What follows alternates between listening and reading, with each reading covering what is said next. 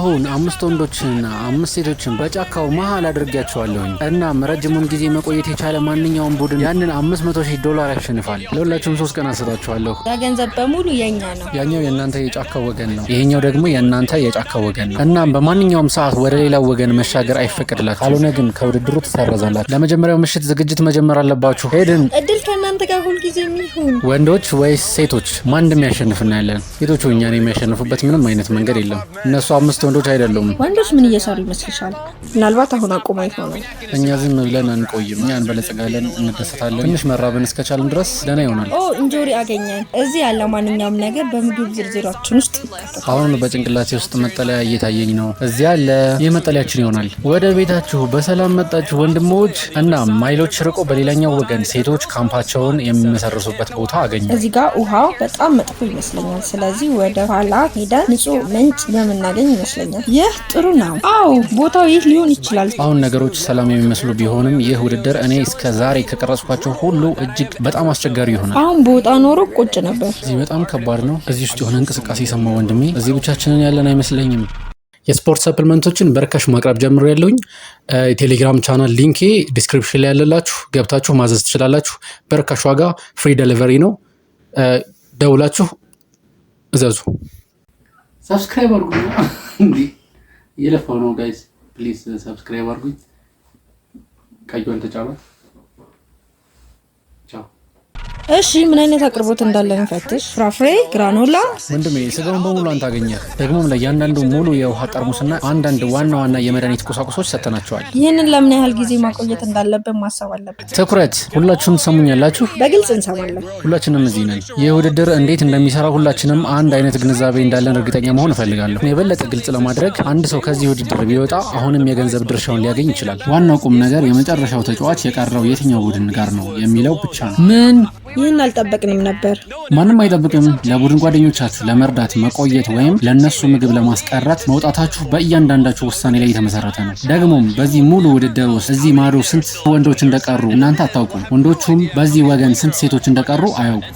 ይህ የስልት ጨዋታ ነው። አስደሳች ይሆናል። ያ ምግብ ከ5 ሰው ይልቅ ለ2 ሰው በጣም ረጅም ጊዜ ያበቃል። 1 ወይም 2 ሰው ብቻ ነው ማቆየት የምንችለው። አንን ጊዜው ሲደርስ እናየዋለን። ማንም ሰው ቢያቆም እኔ በክፉ አልመለከትበትም። እኔ ግን 100% በክፉ እመለከተዋለሁ። አዎ በእርግጠኝነት። ወንድሜ ሄይ፣ ከመጀመሪያው ሳምንት በኋላ ግን ስልት መንድፍ አለብን። ሄይ እኛ አንድ ቡድን ነን ወንድሜ። እናልፋለን፣ እንቆያለን፣ ሴቶች ይገዛሉ። ሁለቱም ወገኖች ሊመጣ የሚችለውን አውሎ ንፋስ ለመዘጋጀት መጠለያዎቻቸውን መገንባት ጀመሩ። እናም ወንዶች ያገኙትን የመጀመሪያውን ቅርንጫፎች ተጠቅመው መጠለያዎችን ሰሩ። መላውን መጠለያና ሁሉንም ነገር ሰርተናል። ሴቶች እንዲያደርጉም እንደ እውነቱ ከሆነ ሊያውም ከወንዶች በበለጠ በጥሩ ሁኔታ እየሰሩት። እሳት ለማዘጋጀት እሞክራለሁ። በዚህም ወንዶችን እንደምናሸንፋቸው ወራረዳለሁ። ሆነልን። ምን አይነት አስገራሚ የጉዞ ጅማሮ ነው ወንዶች። የመጀመሪያው ምሽት ትንሽ ከባድ ነበር። ለመተኛት ረጅም ጊዜ ወሰደብኝ። እንደምን አደራችሁ። ለመጠለያ አሁን ተጨማሪ ግንዶች ያስፈልጉናል። ቤታችንን መስራት እንቀጥል። አሁን ሴቶች ከወንዶች በበለጠ ሁኔታ እየሰሩ ያሉ ይመስለኛል። ውሃ ስለሚያስፈልገን በጫካ ውስጥ እያለፍን ነው። እናም ንጹህ ውሃ ለማግኘት ወንዶቹ የማይጠጣ የቆሸሸ ረግረግ ቦታ ለመድረስ ማይሎችን መጓዝ ነበረባቸው። ሴቶቹ እንዲህ አይነት ነገር ውስጥ እንደማያልፉ ተስፋ አድርጋለሁ። እውነቱን ለመናገር በዚህ ውሃ ውስጥ ምንም አይታየኝም። የረግረግ ውሃ መጠጣት አልፈልግም። ከ1 ማይል ተኩል በላይ የ2 ማይል ጉዞ 2ኛ ቀን ነው። ከሰዓታት ፍለጋ በኋላ ወንዶች በመጨረሻ የውሃ ምንጫቸውን አገኙ።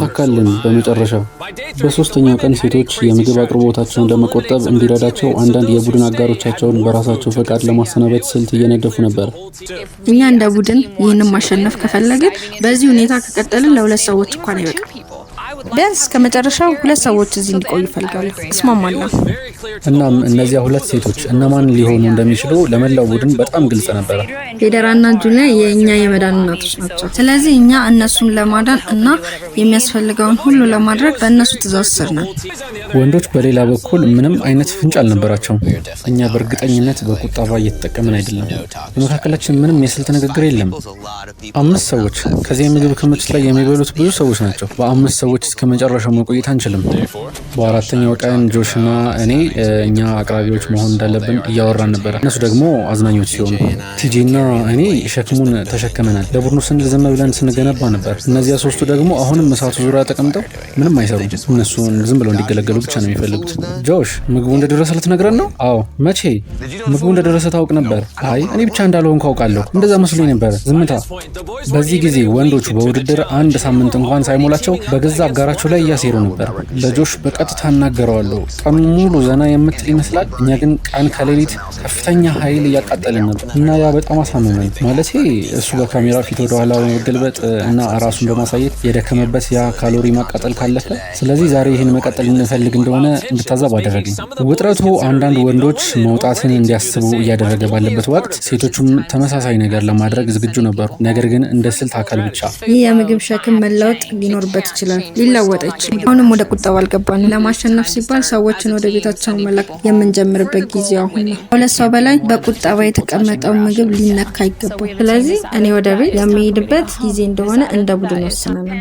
ሀና ነኝ፣ እናም ለመሄድ ዝግጁ ነኝ። ወንዶች ሳያውቁ በምስጢር ከጫካው እናስወጣሻለን። በምስጢራዊ ግዙፍ መኪና እናድርገው። ለመጀመሪያው ስንበት ወደ ካምፓችን እየደረስን ነው። እንደ ቡድን እኔ ስልት አወጣለሁ።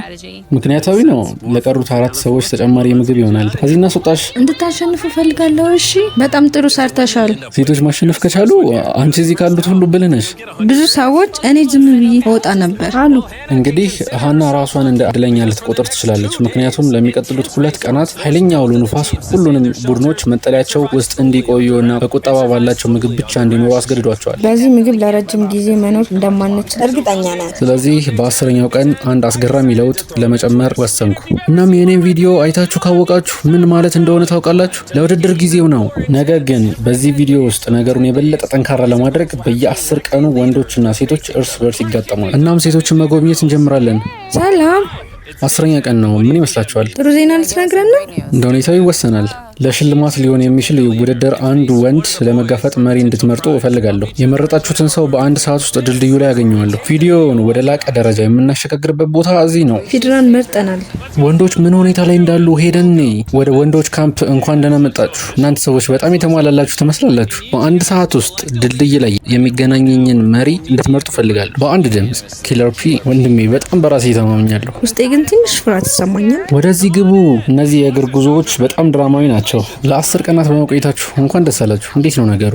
በእውነቱ በጣም ጥሩ ነው። እና አስታውሱ፣ ከሌላኛው ቡድን ስንት ሰዎች እንደቀሩ ምንም የሚያውቁት ነገር የለም። ስንት ሴቶች የቀሩ ይመስላል? 3 አሉ። ስንት ወንዶች የቀሩ ይመስልሻል? እኔም 3 እላለሁ። አስቂኙ ነገር ሁለቱም ሙሉ በሙሉ ተሳስተዋል። እናም አንዱ ቡድን እስኪያሸንፍ ድረስ ማንም እውነቱን አያውቅም። ይህ ውድድር ቀላል ነው። በየተራ ያንን ኢላማ ትመታላችሁ። ከኢላማው ስር ተንጠልጥሎ ያለው ቶሎ ሊበላሽ የሚችል ምግብ የሞላበት ከረጢት ነው። ኢላማውን ከመታችሁ ይወድቃል። ከሳታችሁ ግን ወደ ሌላኛው ወገን ይሸጋገራል። ከዚያም እሷ ለማሸነፍ እድል ታገኛለች። እኔ በቀስት መተኮስ በጣም ጎበዝ ነኝ። ፓትሪክን ሳይሆን እኔን አለመላካቸው አሁን እየተጠራጠርኩኝ ነው። ፌድራ ታሸንፈዋለች። በእርግጥም ሳንቲሙ ያረፈበት ወገን መጀመሪያ ይተኩሳል። ውሃ ውስጥ እንዳይሆን። ወንዶች እሺ ተኩሱ። የመጀመሪያው ሙከራ። ከዚህ እንወጣለን። ከዚህ በፊት ቀስት ተኩሰህ ታውቃለህ? አላውቅም። እሺ ልክ ሱፐር ቦል እያየሁ ያለሁ ያህል ይሰማኛል። ቀስት ተኩስ የመጀመሪያ ነው። የመጀመሪያ ነው። ወንድሜ ምን ተፈጠረ? ተወረወረ ግን ሳተ። ኢላማውን ወደ ሌላኛው ወገን አዙሩት። ዋው ጃኬቷን እያወለቀች ነው።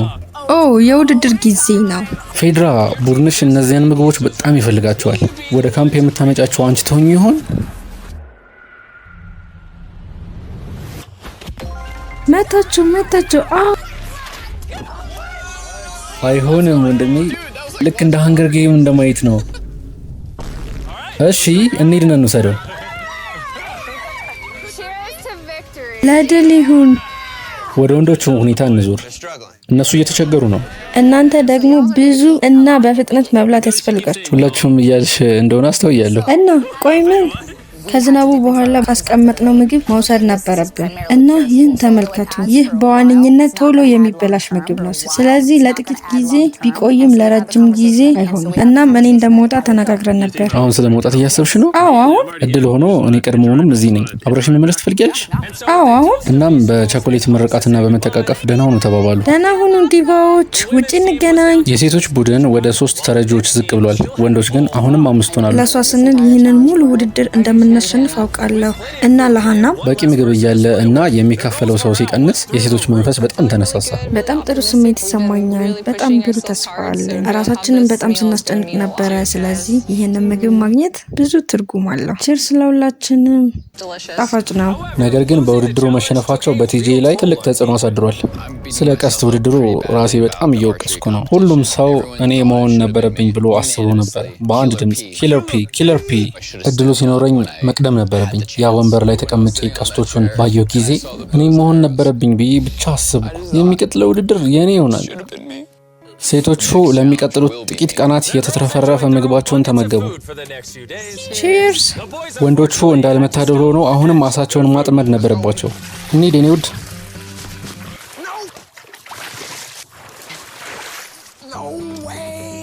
በዚህ ሰዓት የተቀመጠው ምግብ በአደገኛ ሁኔታ እያለቀ መሆኑ የወንዶች ቡድን ተስፋ መቁረጥ ጀምሮ ነበር።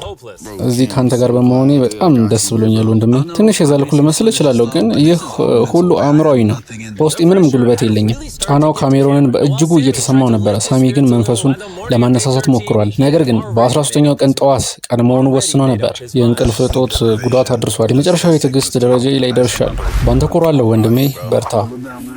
ደህናውን ካም። ያ በጣም የሚያሳዝን ነበር። ዛሬ ከምን ማጣት። ዛሬ እንዴት ያለ ጨለማ ቀን ነው።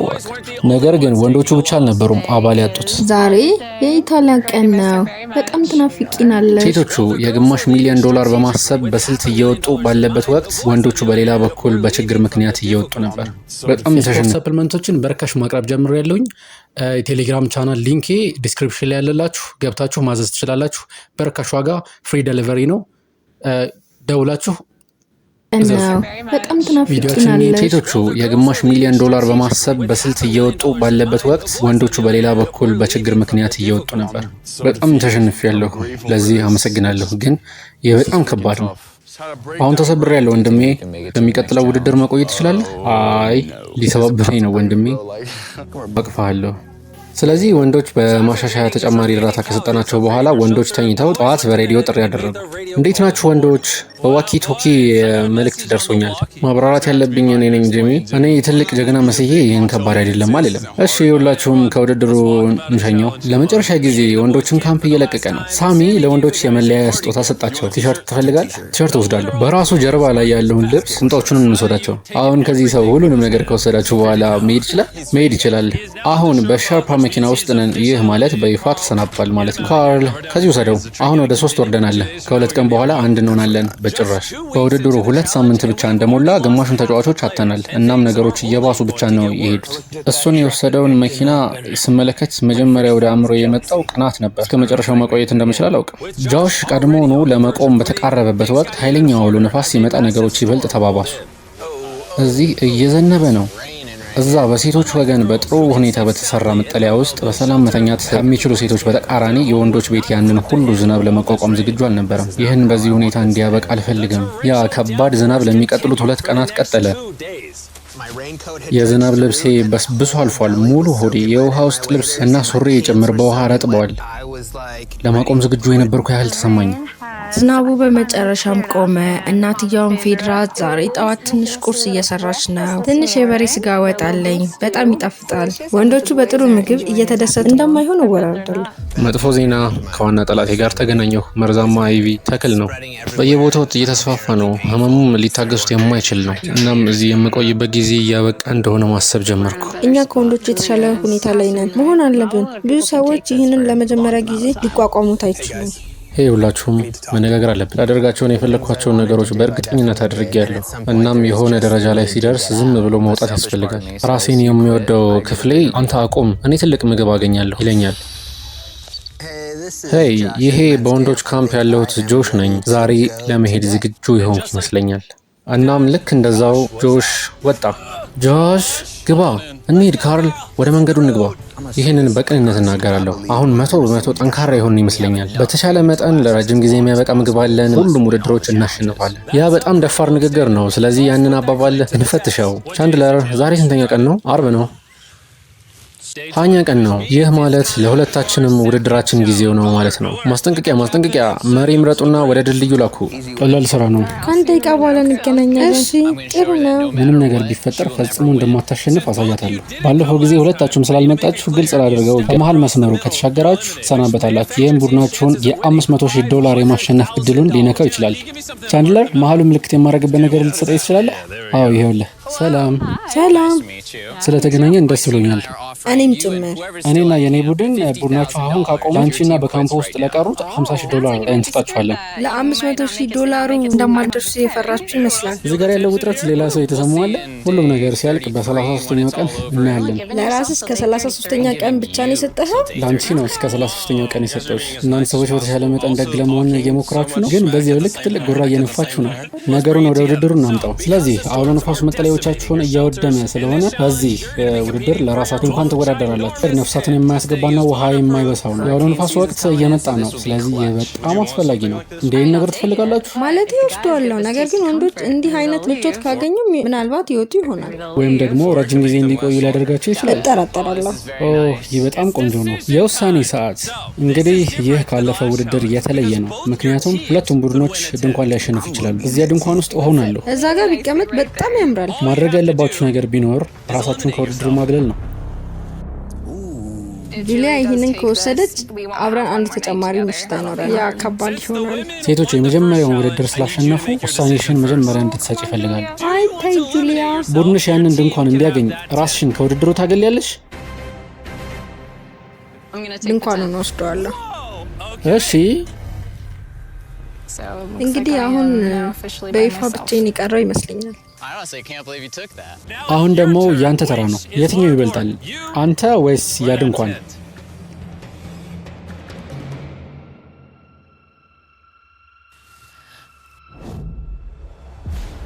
እሺ፣ ለቡድኔ ስለመጣሽ አመሰግናለሁ። ያ እብደት ነበር። ቆይ ለአጠቃላይ ስልቱና ለድሉ ትልቅ ነገር ይሆናል ብዬ አስባለሁ። ነገር ግን በእውነቱ ለመለያየት እቅፍ የማገኝ መስሎኝ ነበር። ይህ 100% ዝናብ የማያሳልፍ አይደለም። ያ በእውነት ውድድሩን ሊያበቃ ይችላል። ስሜቴ ሙሉ በሙሉ ተቀይሯል። ድልድዩ ላይ ፌድራ አዲሱን ድንኳኗን እየሰበሰበች እያለ ቲጂ ሁኔታውን ለማጣራት በምስጢር ቀረ። አይሆንም።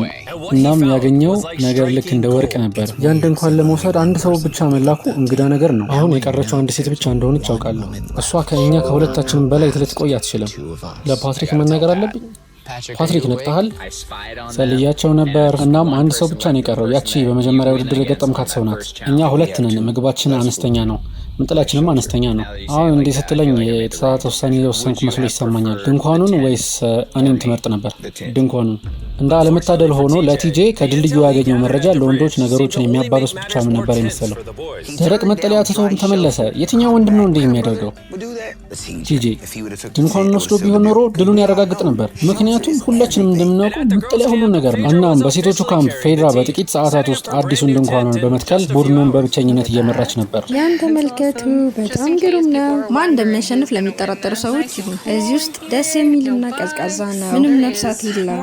እዚህ ውስጥ ምን እንደማደርግበት የማላውቀው ሰፊ ቦታ አለ። ፌድራ ሰፊ ቦታ ቢኖራትም ወንዶች ግን ለቡድናቸው $500,000 ለማሸነፍ አብሮ መሆን ከሁሉ በላይ ዋጋ ያለው ነገር እንደሆነ ተረዱ። ያ ድንኳን ሊኖርሽ ይችላል፣ ግን አንቺ ብቻሽን ነሽ። እኛ እዚህ ወንዶች ካምፕ ውስጥ አሁንም ሁለት ነን። ስለዚህ ሁል ጊዜ ጫወት እንችላለን።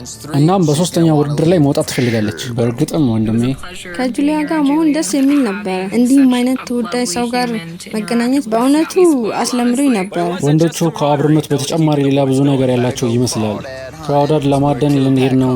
ምግብ ማግኘት አለብን። ከጫካው የሚገኘውን ነገር እየበሉ መኖር ከጠበቁት በላይ በጥሩ ሁኔታ እየሄደ ነው ሆነልን። እናም እዚህ ጋር የሚነክስ ኤሊ አለ። ወንዶቹ በመጨረሻ እየተሳካላቸው ባለበት ወቅት ፌድራ ግን ራሷን በጭንቀት ውስጥ አገኘች። ከሰዎች ጋር መነካካት፣ ለአንድ ሰው እቅፍ መስጠት ወይም ዝም ብሎ መጨባበጥ፣ አልፎም ተርፎ እጅ ለእጅ መመታታት ናፍቄያለሁ።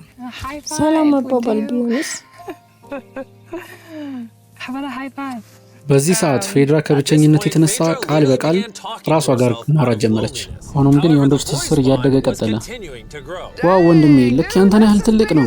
የዚያን ነገር መጠን ተመልከተ ወንድሜ። ይህ ቃል በቃል 5.5 ጫማ ርዝመት ይሆናል። ይቅርታ 6.5። አሁን ለውድድሩ ቀን በጣም ጓጉቻለሁ። ዝም ብለን አሸነፈ እንደምንቀጥል ተስፋ አደርጋለሁ። ወደ ቤተሰቦቼ ለመሄድ ዝግጁ ነኝ። ይህ እንደሚያበቃ ዝግጁ ነኝ። ሶስተኛው ውድድር እንዴት እንደሚሄድ እናያለን። የቲጄና የፓትሪክ ትስስር ከምንጊዜውም በላይ እየጠነከረ በመምጣቱ በ30ኛው ቀን ውድድር ላይ እንዴት ልፈትናቸው እንደምችል በትክክል አውቅ ነበር። አንቺ መሪ ትሆኛለሽ? እየጠየቅኩ ነበር። እዚህ ግን ማንም ሰው አልነበረም። ስለዚህ በራሱ ጊዜ መሪው እኔ ነኝ። የ10ኛው ቀን ሰርተሃል። የ20ኛውን ቀን ሰርተሃል። የ30ኛውን ቀን መሪ ማን ሊሆን ይችላል? ፓትሪክ፣ ተከታታይ እንሂድ፣ ያን ድል እናምጣው። እሺ፣ በዚህ ጊዜ ተክል ከመጠቀም ይልቅ መስመር ቀብተናል። እርስ በርስ ከተያያችሁ ቆያችሁ። በእውነቱ አንተን እዚህ በማየቴ በጣም ተገርሜያለሁ። ለውድድሩ ዝግጁ ናችሁ? አዎ አለቃ። ነገሩ እንዲህ ነው። አሁን በዚህ ውድድር ውስጥ ያሉ የእያንዳንዱ ተሳታፊ ቤተሰቦች በጫካው በሌላኛው ወገን አሉ። እናም ምርጫ ማድረግ አለባችሁ። ቤተሰቦቻችሁን